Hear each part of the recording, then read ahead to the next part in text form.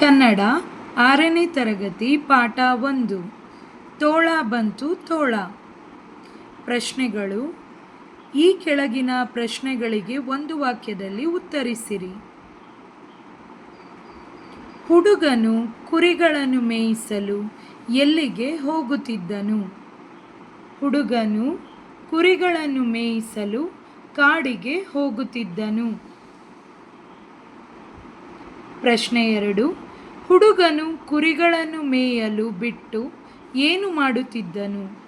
ಹುಡುಗನು ಕುರಿಗಳನ್ನು ಮೇಯಲು ಬಿಟ್ಟು ಬಯಲಿನಲ್ಲಿ ಆಟವಾಡುತ್ತಿದ್ದನು. ಪ್ರಶ್ನೆ 3. ಕುರಿ ಕಾಯುವ ಹುಡುಗ ತಮಾಷೆಗಾಗಿ ಜನರಿಗೆ ಕೇಳುವಂತೆ ಏನೆಂದು ಕೂಗಿದನು? ಕುರಿ ಕಾಯುವ ಹುಡುಗ ತಮಾಷೆಗಾಗಿ ಜನರಿಗೆ ಕೇಳುವಂತೆ ತೋಳ ಬಂತು ತೋಳ ಬಂತು ಕಾಪಾಡಿ, ಬೇಗ ಬನ್ನಿ, ಯಾರಾದರೂ ಬನ್ನಿ ಎಂದು ಕೂಗಿದನು. ಪ್ರಶ್ನೆ 4. ಜನರು ಕುರಿ ಕಾಯುವ ಹುಡುಗನ ಬಳಿ ಏಕೆ ಓಡಿ ಬಂದರು? ಜನರು ಕುರಿ ಕಾಯುವ ಹುಡುಗನ ಬಳಿ ತೋಳ ಬಂತು ಎಂದು ಸಹಾಯಕ್ಕೆ ಓಡಿ ಬಂದರು. ಪ್ರಶ್ನೆ 5.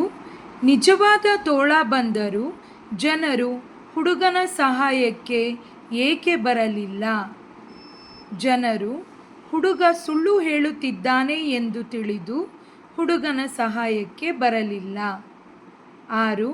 ತೋಳ ಬಂತು ತೋಳ ಕಥೆಯ ನೀತಿ ಏನು? ತೋಳ ಬಂತು ತೋಳ ಕಥೆಯ ನೀತಿ: ಮಿತಿ ಮೀರಿದ ಹುಡುಗಾಟ ತರುವುದು ಸಂಕಟ.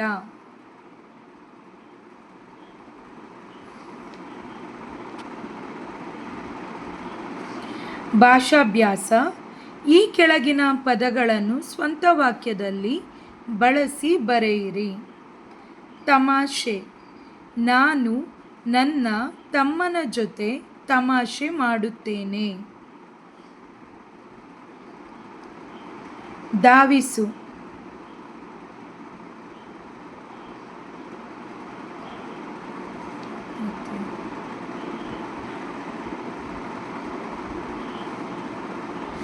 ನಾನು ಮನೆಯಿಂದ ಶಾಲೆಗೆ ಧಾವಿಸುತ್ತೇನೆ. ಗೊಣಗು: ನಾನು ತಂಟೆ ಮಾಡಿದಾಗ ನನ್ನ ಅಮ್ಮ ಗೊಣಗುತ್ತಾರೆ. ನೀವು ಸ್ವಂತ ವಾಕ್ಯದಲ್ಲಿ ವಾಕ್ಯಗಳನ್ನು ಬಳಸುವಾಗ ನಿಮ್ಮ ದಿನನಿತ್ಯದಲ್ಲಿ ನೀವು ಬಳಸುವಂತಹ ಪದಗಳು ಅದನ್ನು ಬಳಸಿದರೆ ನಿಮ್ಮ ವಾಕ್ಯ ಈಸಿಯಾಗಿ ನೀವು ಸ್ವಂತ ವಾಕ್ಯದಲ್ಲಿ ಬಳಸಬಹುದು.